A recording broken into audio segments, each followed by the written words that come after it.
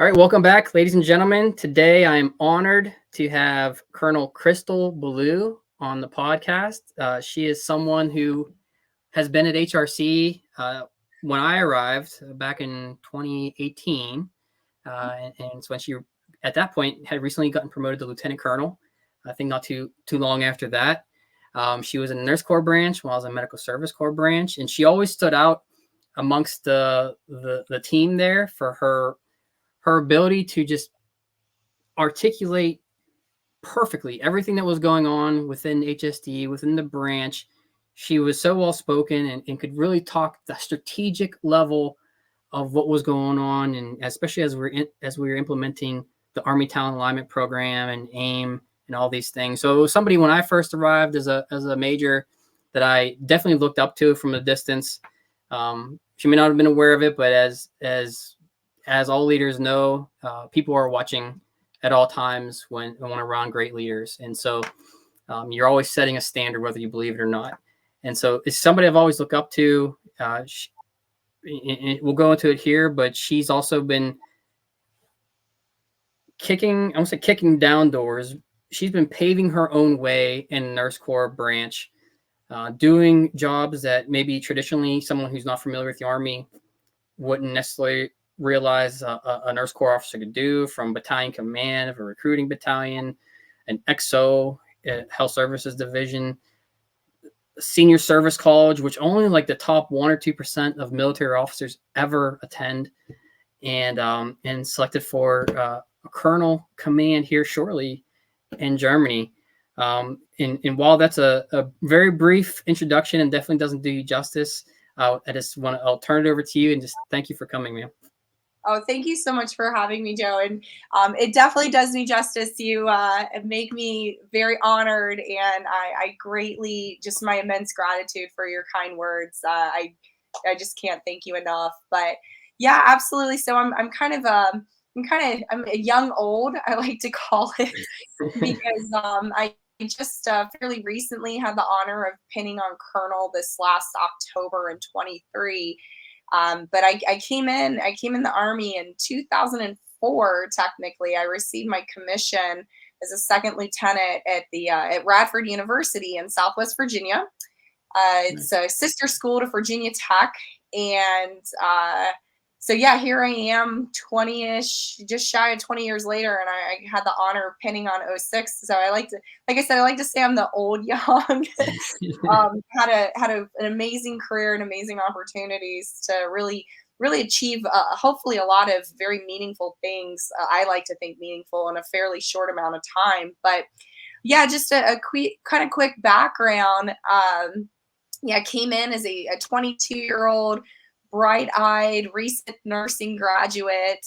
My mother was actually a source of inspiration who encouraged me to sign up for a nursing scholarship.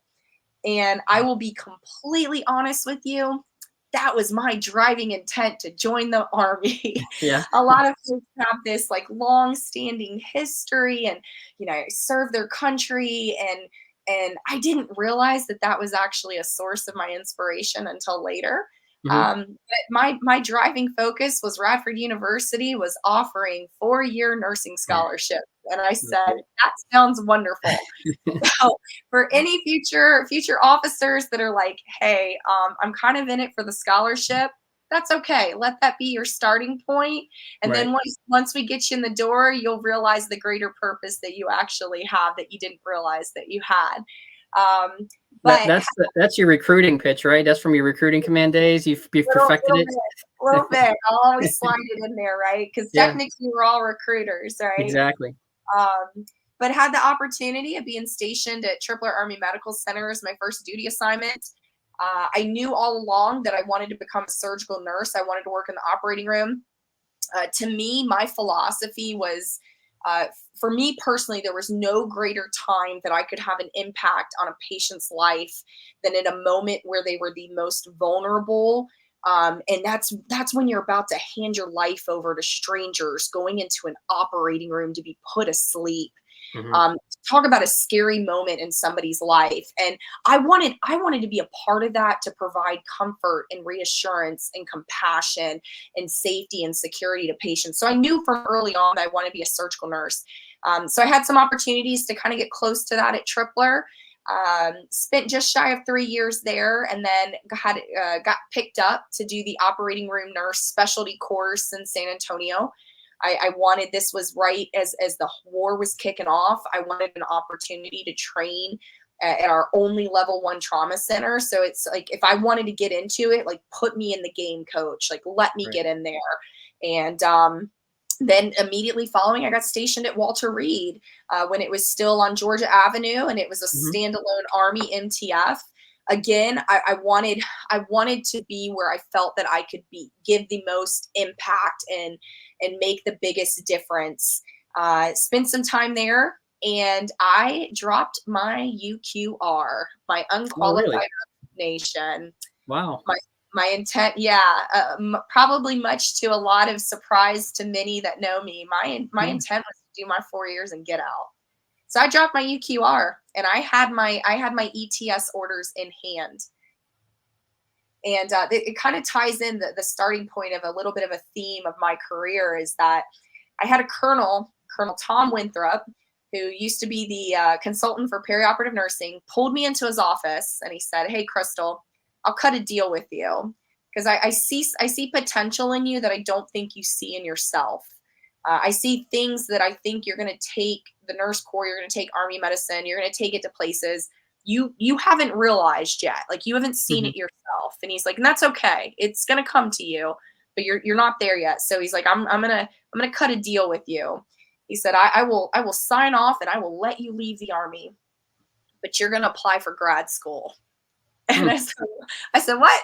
Yeah, surprise. Yeah, he said, I will support your transitioning out of the Army, but you're going to apply for grad school, and whichever one wins, that's the path you're going to take. And I kind of chuckled, because I thought, you know what? Fine. I'm not going to get into grad school. I got my bachelor's degree, check. I'm done with my education. I'm not getting into grad school. And I will be honest with you, I was certain that I was not going to be accepted, that I wasn't going to hit the milestones, I wasn't going to hit the minimum requirements. So I took that gamble, and he was right. I was wrong. And another opportunity opened for me to attend the long-term health education program at the Uniformed Services University. I got to do my master's as a perioperative clinical nurse specialist. And again, another door opened up to me, where there were hidden, dormant passions that I didn't realize in myself. So having that advanced degree in nursing, having that master's degree in nursing, and experiencing a new level, I found in myself more drive, more passion to want to go to the next level, to want to take it to the next strategic impact, to want to see, how can I look at processes to improve for not just my patients, but the organization? Oh, how can I not improve this just for the organization? How can I take this AMED wide? Oh, AMED, that's not enough. Let's go joint.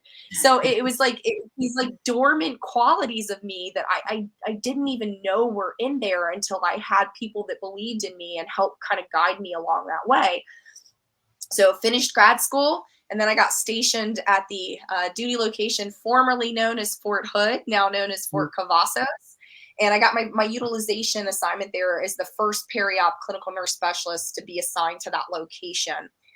I jumped in. I was so excited to help the staff, to help across the MTF, immediately pulled together any of the other clinical nurse specialists that were kind of hiding out in their corners in the hospital, pulled together a team, and we got after the big issues in that hospital. Did that for about a year, went downrange. I got to serve at Bastion in Helmand Province in Afghanistan, which was the British facility supported by an American contingent and the Danish. Again, phenomenal opportunity in a NATO environment. And working under British medicine, just at an international level, it was just a wonderful opportunity to really try to broaden myself and have some different experiences and learn. Went back to Fort Cavazos, had an opportunity to get pulled up to serve as the head nurse, the operating room, and then rounded out my time there as the director for surgical services for the surgical services product line at the time. So at that time, while I was there, I decided on my own. I saw the future of nursing moving towards a doctorately prepared nurse. So I decided on my own to go back through the University of Alabama to complete my MSN to my DNP and get my doctorate in nursing. Little did I realize that kind of mini goal I had set for myself had set me up to be the first peri-op CNS in the Army to have their DNP, which afforded me an opportunity to go back to the Uniformed Services University to teach as a faculty member. So it came full circle. So I got to start off there as a student, and then I got to go back as a faculty as their first peri-op clinical nurse specialist to help bridge into a new doctorate program there. Wow. Awesome enough. Two of my students from that time, I just actually published an article with them. Like we just got the publication last week. Yeah. So still maintaining those relationships. And one of those students, Major Promotable Ken Ramito, is actually faculty there now himself. But so I actually wasn't at USHU's teaching very long, and I got a call from the peri-op consultant and said, "Hey, we want you to interview as a branch manager at HRC." And hey, sign me up, coach. Like, yeah. Talk about taking it to the next level of strategic impact. Like, sign me up, put me in the game. And as you know, I was fortunate to be selected. It was about 9 months in that role. And then Brigadier General Stitt pulled me up to be his executive officer for the Officer Personnel Management Directorate. And as you know, huge broadening opportunity. Yes. I was the first AMED officer to serve in that role, first female, and first nurse. And I think to this day, maybe still those many titles might still stand. But to go from an entire career that was AMED centric to just solely, I don't want to say solely, but primarily focused on ACC operations from an HR level was an experience that I cannot express enough gratitude for. I'll be honest, I was nervous. I was anxious. I knew I was stepping into uncharted water and unfamiliar territory. But I kind of found my battle buddies and I developed little alliances, and those that I knew I could be vulnerable with that would help me grow and develop. Now Colonel Brian Bonema was actually one of those. He kind of quickly became my battle buddy in that realm. And I would take him the questions that I wasn't necessarily comfortable asking in public forum. And I had some great individuals just foster, shape, and develop me. But again, it ties into my theme. You know, now Lieutenant General Stitt, the Army G1, saw something in me that I didn't see in myself. And I'll be honest with you, Joe, that was, again, another pivotal turning point in my career where a senior leader saw something in me and trusted in me and had faith, trust, and confidence to put me in a situation where I was hands down not the most experienced person. But they had that belief in me, and they knew that it was something that I was willing to take on, tackle, and to do my best to excel at. So it's like these kind of little benchmarks throughout my career. And General Stitt was right. I loved that job. I made phenomenal connections. I learned so much, and it was such an invaluable experience that continues to help shape my thought process, my decisions, my actions, my recommendations, even up to present time. So served that time, and then honored to get picked up for battalion command yet again in the themes that are Crystal Blue's philosophies. I looked at all the available commands and I thought, man, recruiting's a hard command. Yeah. Man, I know nothing about. You know what? If I want to be a diverse and broad and leader, I got to put my money where my mouth is and put me in the game, coach. Like, let's do this. Let's figure this out. And so I saw it as another opportunity to make myself grow in the uncomfortable. I knew the battalion I was going to go into had a very challenging mission. And 2 months before I took command, I found out we were pregnant with my first child. So I thought, okay, let's add another challenge to this command. Yeah. And as you know, 2 months before, or 3 months before I took command, unfortunately, COVID hit the States. Yep. And I said, okay, all right. So I wanted a challenge, and the great universe said, accepted. Yeah. You're Um, welcome. yeah, exactly, exactly. So I will tell you, those 2 years, I had the highest of highs, and I had some pretty significant lows during that command. We did some amazing things in some of the most complex and challenging environments I'm sure that command has ever faced. And we had to pull together as a team through some of the hardest times that many of us had to experience. Um, wouldn't change it for a thing, wouldn't trade it for a thing. I love those soldiers and civilians and their families with all my heart still till today. So I'm so passionate about what I got to do and the opportunity that I got to command them. And then, as you know, I got to tie it all together and got picked up for senior service college. Yet again, I take a look at the preference list and I say, I know nothing about Air Force. Let's go Air Force, right? Right. Let's do this. And I got down to Air War College in Montgomery, Alabama. And down at the school, for many that don't know, they have the main student body track, and then they have 3 specialized tracks that you have to interview for. And those 3 tracks, they're a little bit more rigorous in their course demands and requirements and work. And so, of those 3, I Mm-hmm. found the most difficult. Of course. And I said, okay, let's give this a try. Not gonna lie to you, Joe, that was a challenge. I went from a clinical experiences where I feel very confident in my knowledge into an academic environment where I felt at times that I knew nothing. And I spent an entire year very much in an uncomfortable zone. My husband had to console me many a nights where I was just struggling academically and mentally. But I knew that was what I had to go through again. Mm-hmm. If I wanted to be the best leader I could with the most broad and diverse experiences, I knew I had to grit through and use my resilience to get through those uncomfortableness. And man, Joe, I will tell you what, I don't regret that for a second, and I do it all over again. That my small group, the bonds, the program I was in, which is the Joint Warrior Strategy Studies, by the way, would do it all over again, hands down.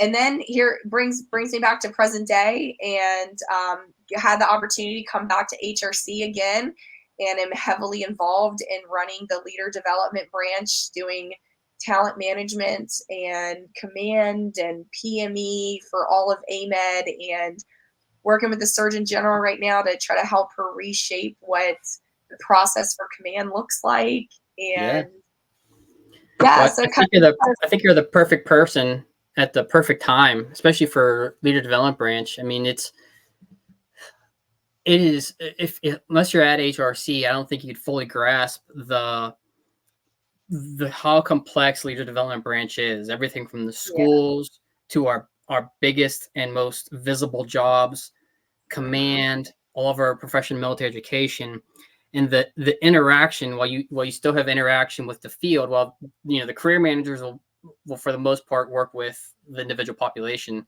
but you become the central hub for most of the Army senior leaders, and in many cases joint leaders of the COCOMs. We're filling nominative jobs and filling seats, so because we're always planning our future leaders and their progress years out. And so making sure, okay, we have Colonel Ballou coming out of command on this time, she is a perfect for this type of job. Are we talking to her and preparing her for something like this? And so I think I think sometimes you just, without realizing what HRC is all about and without realizing how we break down within Health Services Division, it can be easy to lose sight of all of the things that you do. It's so wide, and that's not even counting the MILPER messages and 9 alpha panels. I mean, I could literally spend the next probably 40 minutes listing off all the different, various things. And also to bring it back a little bit, as a career manager, while you don't necessarily have the authorities for everything, but from the outside in, there's the assumption that it's the career manager. And everything. And I think some people think that, I know some people have had bad experiences with HRC. I'm sure there have, and I'm sure there's been not so comfortable moments with career managers throughout HRC. But I would say the vast majority of them, at least the ones I've talked to on a daily basis, Health Services Division, our primary goal is helping. Obviously, we have to meet Army manning guidance and readiness, but if you are happy and if we're taking care of you and developing a leader, like that for us is so satisfying. Like Josh, my partner in crime and in medical corps branch, I was his career manager. And like you said, I saw something in him, a talented officer, and trying to get him in position. In fact, was able to get him into a position as an XO of a field hospital, working under Colonel Burnett before he even attended ILE. And so it's like, hey, you have the talent. I think you can succeed. It might not be the location you want, but this is an opportunity for you to develop and grow. And then once you go to ILE, which is you're very likely to get selected, it opens up a whole nother world of opportunities for you. And so I think, the folks at HRC really do genuinely care a lot. And you become almost, for a lot of the population that you're working with, almost like a counselor. Like you provide them support, because a lot of people, when they feel like they have trust in you, they feel comfortable sharing with you the bad days, and you being there. And obviously that was something you did very well. And but it's great to see, like you said, leaders can find the talent, even if you don't see it in yourself. And so when you have someone like yourself who's kicking indoors and making the first of a lot of things, I think that's something important that in the military, and correct me if I'm wrong, but I think it's a responsibility for us as we become more senior, is to help identify those up and comers, those future leaders. If you feel the same, or if it's. Yeah, Joe, I'm with you 110%. And to encourage them one way or another, right? So I think, and this will be my personal opinion. I think one area to improve in historical leadership practices is that a lot of previous leaders had the mentality of, well, this is what I did, so this is what you should do. And I achieved this level of success, so if you want to be successful, this is what you should do.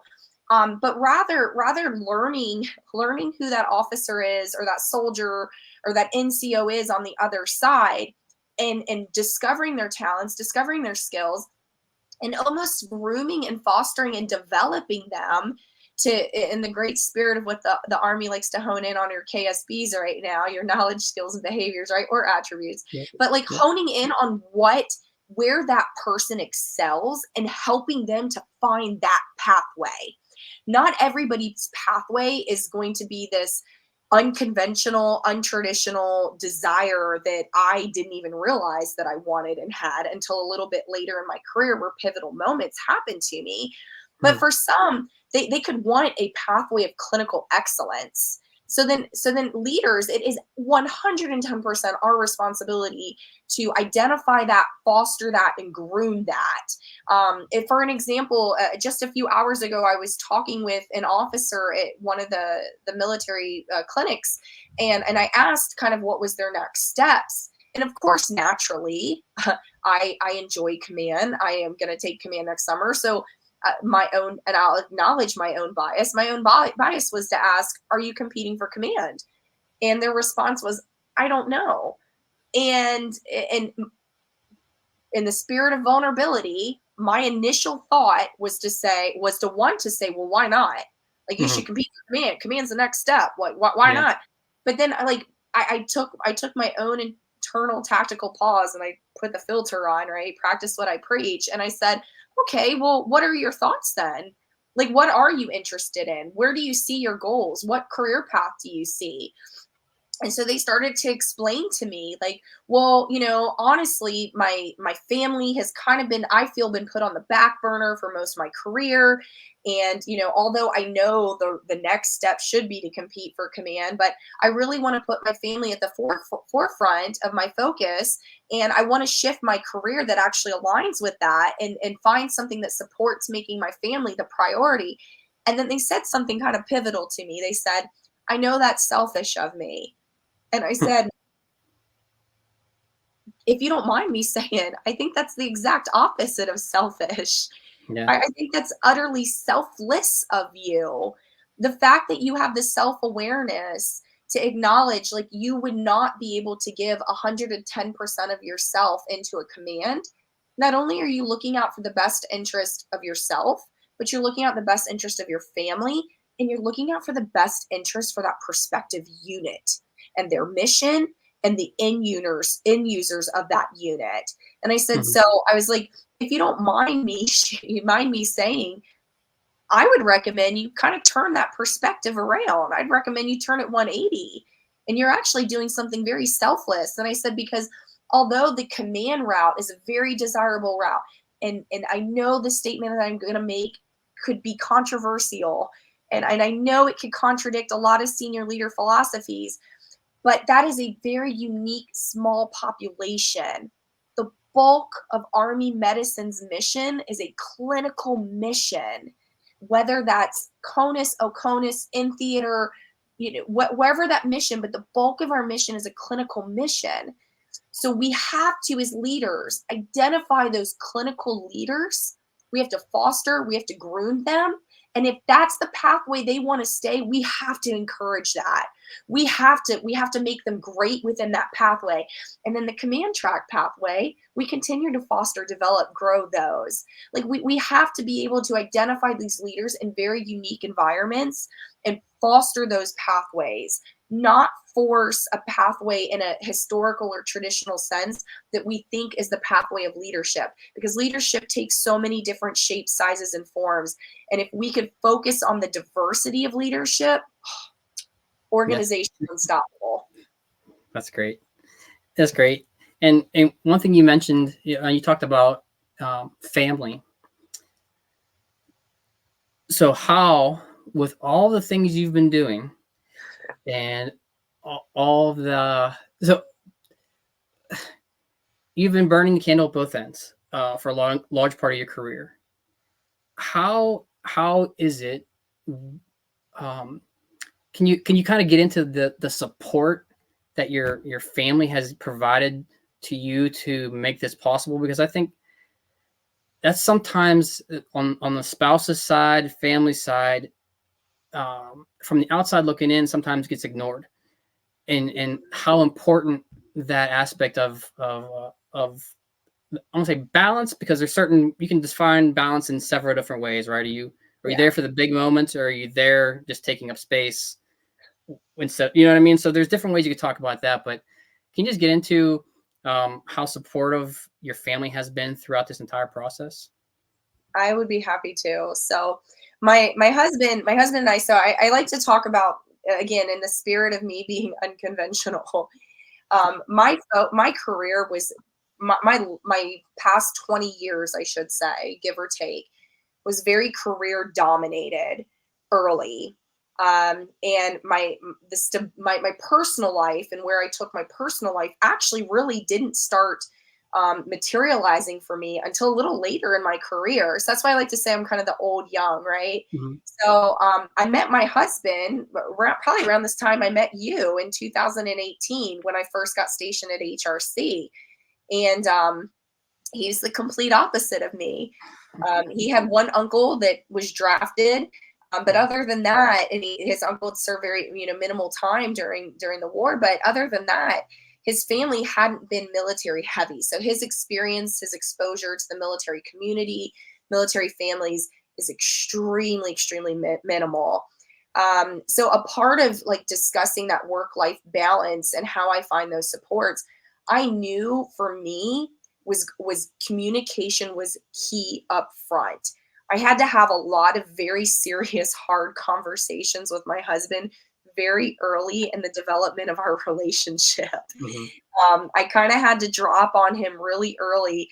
If you're signing on for me, let me share with you like what you're signing on to, because it's not the fun crystal parts that you see outside of work. Right. Let me share with you what the professional parts of me are, and let me share with you what my professional goals are, and let's talk about that. What does that look like? What does that look like for his career and his career goals? What does that look like for our family and how we want to develop a family? Joe, I am the only O6 that's dropping a kid off at daycare right now at Fort Knox. Yeah. Like I am walking by our company grade officers and our junior NCOs, and they have got their 3-4-year-olds, and I'm walking in with my 3-year-old. It is unconventional, 110%. Yeah. Um, and that's okay. That's the path that I am meant to be on, and I embrace it. I cherish it. I love it, and I hope it's a source of inspiration for others. But to me, like the biggest critical and key component in finding that balance is communication. So it's discussing what is required of me, sharing long-term requirements, sharing what things look like.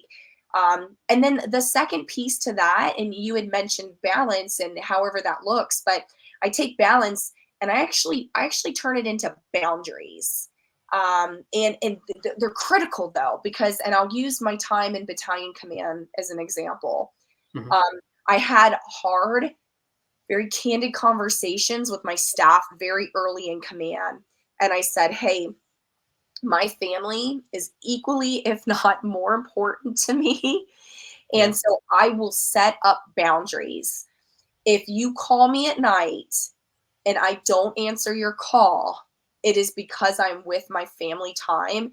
And just as I give you my undivided attention during the day, I'm going to be giving my undivided attention to my family at night, with the exception of life, limb, eyesight, emergencies, like some of those intricacies that come with command, which kind of ties it back to the communication piece to make sure that my family understands that sometimes you're in command 24/7, you're a soldier 24/7. But when I could execute those boundaries, I executed those boundaries. And that could be challenging, but not only did I share that with my unit and my staff, but I shared that with my superior officers as well. I shared that with my raider and my senior raider to let them know, I'm going to reach out to you in quote unquote off hours if it's something critical. But if it is not, then you will not hear from me until quote unquote business hours. Now, again, that in theory, executing that sounds nice, and there's always exceptions where things Mhm. would happen. But we'll take the first year of my daughter's life. It was my second year in recruiting command. I was on the road every 2 weeks, every other week. Yeah. Um, I'll be honest, I missed the bulk of her major milestones. I wasn't here for her first word. I didn't see her crawl. I wasn't here to see her take her first steps. And those are moments that I'll never be able to get back. But when I, in the spirit of resiliency, when I try to hunt the good stuff, um, advanced technology, I'm very grateful for that. I got to FaceTime my daughter and my husband when I was on the road all the time. And I knew in the grand scheme of things, like I wasn't there when my daughter took her first steps, but later in life, the impact and the stories that I can share with her for the things that I felt that I accomplished during command, I hope that I can, where one lacks in the other, I can use that to complement the other. So although I wasn't there for her first steps, I was doing some pivotal things in recruiting command that I hope I can share with her when she's older, and she can use that as a source of inspiration and pride in what her mother did. So it is a balance. It's a balance with boundaries, and it is massive amounts of communication. And then also understanding that sometimes it's not going to be a flawless system, and sometimes it's going to be imperfect, and we're going to have to work through the hard stuff. Yeah, no, that's awesome. Yeah, I look at so my wife Susan, Mm-hmm. and she's also another very strong woman who has paved her own way, kicked down doors, and I look at the development of our daughters and the drive that they have, and when they have a situation, they're able to go to her, and she's able to provide them guidance based off of her life experiences and everything that she's done. And so I think you're spot on. Like, do we miss some things? Yes, but I think having a strong parent who is committed to them and can provide them sound guidance as they face some tough challenges throughout their life. There's going to be times where they're going to want to give up, or they're going to want to quit, or they're, whatever challenge they face. The resiliency that they've developed from a family like yours, between you and your husband, I think it's invaluable. And I think that, and especially as you move, I think I'm not telling you anything you don't know. Just it seeing how we moved year to year and how my daughters adjusted to each move, and it became, whereas I stayed in one place, I didn't grow up in a military family. The idea of changing schools was like, I don't want to do it. Like, I come on. But my kids are like, oh, cool. Where are we going next? All right, cool. Let's go next. Now, it's been great here in Elizabethtown, and they've really connected with the community, and they love the people here. But I've always been amazed at how well they just adjust to change, which was not my strong point growing up. so I feel you 100%. And I think something else too, that when you mentioned the support your husband has provided you, for every person who I've interviewed, and again, my goal with this is to interview entrepreneurs, leaders who are paving their own way, even athletes, coaches, and people who are really helping build the community here in Elizabethtown or wherever else they may be. The one common trait amongst all those people so far has been either a very supportive spouse or a supportive network of friends who, when they're having their bad days, are there not to, like when you say, I want to give up, they're not there to tell you, yeah, you probably should. They listen to you, and then they, hey, get back on the horse. And so I think it's incredible. And I'm happy to see it. And it's just one more thing that's kind of validating how important a support network is in being successful in life or in a career or as a family member. Yeah. So, go ahead. I was going to say, sorry, excuse me, if you don't mind cutting out the cough. No, yeah, good. There were definitely times in my last command where, in some of the more challenging and harder times, I mean, I would look at my husband with tears in my eyes, and I would say, I don't know how I'm going to work through this. Like, I don't know how I'm going to manage this. And again, that kind of goes back to the spirit of vulnerability, right? Like, on paper, things could look great. Somebody can be perfectly polished. But what I feel really connects with people is when you are able to have the courage to be vulnerable. So there were most definitely times in my command that I struggled, and my husband knew those were the times when I needed him as that support structure. Like, I needed him as that rock to pretty much like grab my face and like go forehead to forehead and be like, Blue, you got this, get in the game. Like, you like, take your moment, have your moment, feel your feelings, take a deep breath and get in the game, because nobody's going to do this the way you do it, and you're meant to do it. And I was like, you're right. And you're like, it is, because that level of strength that's there. Like everybody needs, they need a source that they can rely on sometimes, and when they are feeling weak. And yeah, spot. And even I mean, I gotta give it to his mom, my mother-in-law. Every time I was going at TDY, there's his mom there to help us raise our newborn daughter in those weeks. And so we're very fortunate to have his family kind of around this area, because if we didn't have that extended support structure, it probably would have had a different set of challenges to figure out and overcome. Yeah. No, definitely. So with your experience and your I would say non-traditional maybe route through your career, um, from recruiting command to senior source college, obviously, to XO, at the time, Officer Personnel Management Division, to a career manager, which is probably, in the grand scheme of things, very unique to a lot of officers. What would you say to an officer? Like, how do you view the future of the Army Nurse Corps at,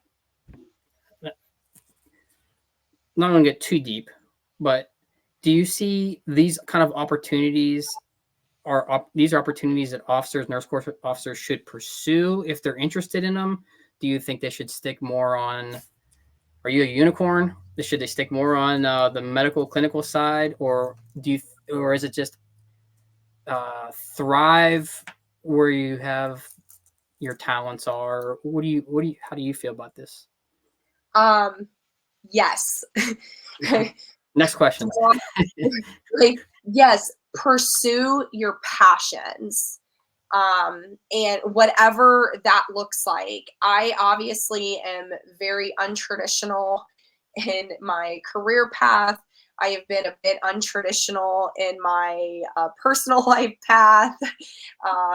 And to me, pursuing where your passions are, and driving your desires towards those leadership experiences or those opportunities. I mean, I'm gonna digress here just a little bit, and I'm gonna give some credit to one of my former first sergeants who's now retired, Justin Wainick.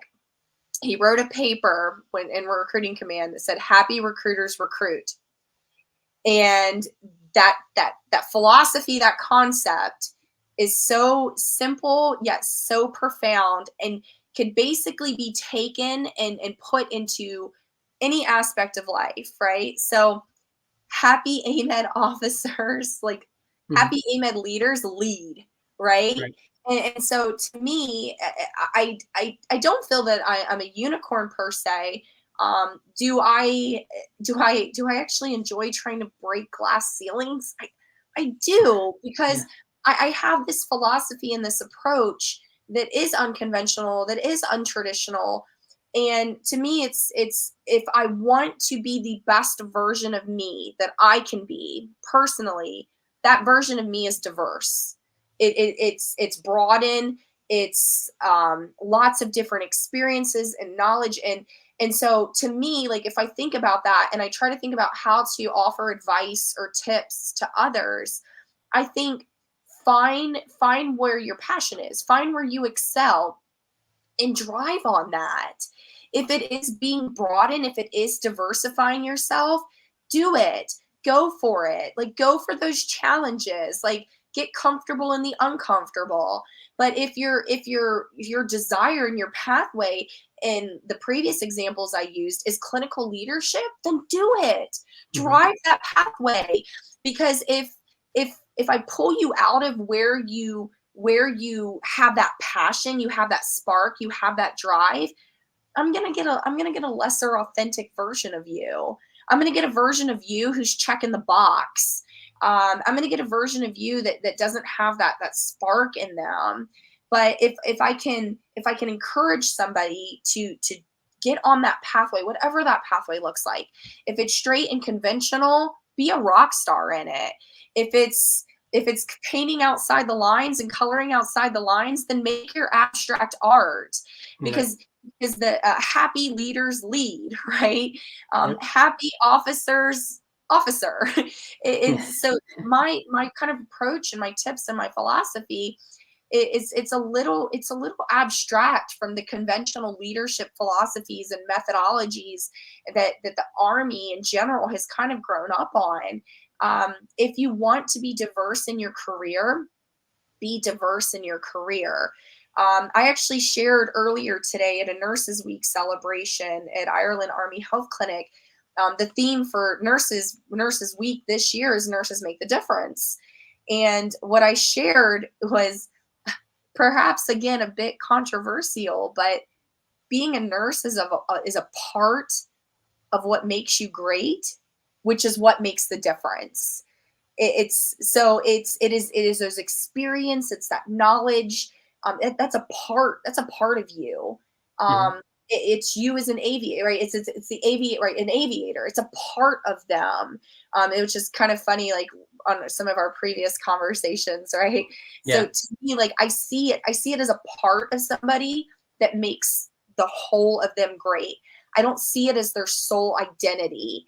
But Mhm. that's my philosophy. That's the way I view it. Not everybody views it that way, and that's okay, right, wrong, or indifferent. But I see all these different experiences: nurse, doctor, pharmacist, like you name it, administrator, like go on, right? You name the specialty. I see that as a part of what makes them great. I don't see that as an individual soul identity because Mhm. there's so many different aspects. You wear so many different hats. I'm a mom. I'm a sister. I'm a friend. I am hopefully a motivator. I am a shoulder to cry on. Like I am all these like different things. I'm a wife. I'm all these like different things in my life that Yeah. make the whole picture of me. So to me, if I want to be the best version of me, it has to encompass all the parts of me. It doesn't have to be a sole focus on one of those parts. And if it is, I fully support somebody. I like 110%. Me, I want to make this full circle, full picture, and in order to do that, it's all the little variables, it's all the aspects. So to kind of bring your question full circle, it's all of the above. If So, you want to stay the course, is that where your heart and your passion and your drive lies? Stay the course and be great at it. If you want to be diverse and you want to broaden and you want to take different experiences, I don't care if you just spent 10 years in school and then you decide that you enjoy delivering mail. Go be a mailman. yeah. Like go where your passion lies. And if we can foster leaders like that, if we can foster soldiers like that, if we can develop that, we're going to be reaping the benefits of the best versions of people. Again, a massive win for any organization, I think. No, no, I agree, and it's great to have you as someone out there as a current leader within the ranks, and to share your passion and share your insight on the military as a career, uh, inspire other Army nurses as they come through, and it's exciting to see, as someone who's known you for a while now, um, the path you've taken. It wasn't long before, like I said, after I got to HRC, you were on the stage as General Stitz XO, then quickly to the Senior Service College, and then soon you'll be, taking the guide on as a commander out in Germany, which is it's truly amazing to see. Coming up, as a lieutenant and so on, you see these battalion commanders, hospital commanders, and you're just like, wow, like it seems like an impossible reach or goal. And then now here I am in my career, and I know so many of them, with you being one of them. And the thing that I gain comfort about this is it is truly among like the it is among the best of the best people who are selected. I think the selection has gotten very fair, especially with the command assessment program. That I think it does a really great job.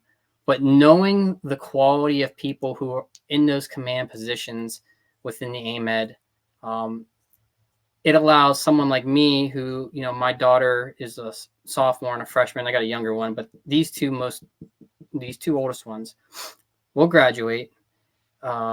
They have expressed interest in, going to West Point. And so knowing there's leaders like you and among the others, it gives me hope and pride that one day they'll be serving under people that I generally have invested time, friendship, the people who'll be coming up, who I was a career manager, who by the time that they graduate could be lieutenants within their battalion. And it's comforting to know these are the type of leaders that are coming through the system, and you being, one of those. So it's definitely makes me happy and very proud. And some people ask, being up here, how does it feel seeing all these people get selected for command? And because I guess on the corporate side, it's probably more like, well, I wish I got that job. You know what I mean? Like cutthroat. But from where we're at, seeing people like you get selected for these jobs, it is amazing, and it makes me proud, and I'm so happy for you and so happy for the others, especially those who got selected recently. So I guess my last question, because believe it or not, we've been talking for 50 minutes. Went by fast. I think it goes by pretty quick. So this one is maybe a softball question for the final. You've got all these things going on. What do you do aside from family? What do you do as a hobby? What do you do to just relax? Like read, exercise? What is it that kind of you break away from to just catch a breath? Yeah, I don't think that's a softball question, actually. I think that's an awesome question because it kind of ties back into my last answer with like the full picture, right? Like all the different parts of you. And I'm gonna go a little rogue on here on you, Okay. Joe. Like Yeah. no pun intended. And Good. and we talked before starting this, and I used the Shrek analogy, right? I used the ogre and like the different layers, right? Mhm. So contrary to belief, I almost like to see myself as like a chameleon. I can kind of like mold and shape and adapt in like all different types of environments. But I have a significant fine art collection Oh yeah. that that usually surprises a lot of individuals. Mhm. The type of professional career that I have and the rank that I've achieved and the jobs that I've had. So I only share that and I bring that up because when I talk about who I am outside of my career and who I am outside of my uniform, it doesn't normally or naturally match the Mhm. traditional picture of a soldier. I am very spiritual and energetic healing. I like to make jokes that I am a closet hippie. Um, I have my crystal collection. I love my chakras. Yeah. Again, it's not the traditional picture of what you would think for a soldier. I love, but then, I will sit here and I will do my own meditation, and then I will go out in the garage and I will blare some heavy metal and do some CrossFit. Yeah. Like, and I'm 41 years old now. I have a 3-year-old. Um, uh, it's not public knowledge yet, but it will be once you post this. I've got a Oh, 4-month-old cooking in the oven. congratulations. Thank you. I didn't know it'd So be breaking news today. So, yeah, that's why I'm gonna go a little rogue on you. It's but to me, I love to spend time with my family. I love to work out. I love to do active things with my family. I love to do things. I am so proud and I'm so honored, and I will continue to do what I can do in the Army for as long as I can until they kick me out. But I love the other sides of me that are, again, not the traditional sides of what you think of when you think of a soldier. mhm. And I love putting all of that together to bring this very different, unconventional, unique version of me Yeah. where I genuinely, at the end of the day, I genuinely hope and I pray that I can serve is a positive source of light and inspiration for others. I love our Army. I love our mission. I love what we do. I love our people. I love our community, and I will give all of that until they no longer let me, and then I'll be the soldier for life after that. So the softball question of what do I do outside? Yeah. It's kind of all of the above, and it doesn't make traditional sense of what you think a soldier would do. Yeah. Well, I mean, I don't think I can top that though with everything plus the announcement of you having to be 4 months along. So I don't know if there's anything else to say after that. I just that's Sorry, congratulations. Yeah. yeah. It's I told just going rogue on you because I see the kind of flat. You're like, oh, well, thank Yeah. you for using my platform. Yeah. Let's go viral. Yeah. Let's toss this one. Right? Yeah. You Yeah. just go ahead and I figured at some point though somebody's gonna find out, right? Yeah. Well, when I go through this, AI will pick up clips to use for like shorts, and I wouldn't be surprised if this is one that gets selected. Congratulations. Yeah, I'm looking forward to that. It'll be funny. Yeah, so let's see. Well, man, that's all I have, and we've 55 minutes went by super fast, and it was great to hear your perspective, your career, your guidance, and it's truly a pleasure. You didn't have to do this. We're just starting out, and so we don't have a ton of followers or anything like that, but I think we're growing. We have a surprise guest next week who hopefully we'll get a lot more people tuning in too. But over the past, I would say we've gone from 0 to almost 400 subscribers. And I think a lot of that is due to the people that we have interviewed have a strong network, and that network has kind of spread the reach. And so like-minded people being together, cheering on their battle buddies, so to speak, I think has caused a probably quicker than expected growth amongst it on this channel. And so I'm very appreciative of you for doing this when you have a lot of other things going on and you didn't have to do this. But so thank you very much. And that's all we have for today. And we'll come back tomorrow with more. Thank you. Awesome. Thank you.